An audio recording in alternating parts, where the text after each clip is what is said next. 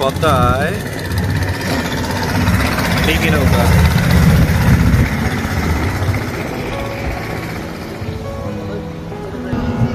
এটা হচ্ছে speed boat না, স্পিড বোটে করে মানুষ কেউ এপার থেকে ওপারে যায়।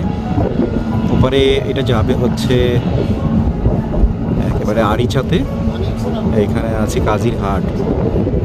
এরা স্পিড বোটটা নিয়ে একটু উজানের দিকে গেল, তারপরে আবার ভাটির দিকে ওই নদীর কিনারা দিয়ে তারপরে যাবে, কারণ মাঝখানে অনেক ঢেউ, যার জন্য ওরা মাঝখানটাকে, যদিও এটা একটা শাখা নদী, যমুনার এটা একটা শাখা নদী, ওরা সাইড দিয়ে যাবে যেন ওদের যাতায়াতে কোনো সমস্যা না হয়।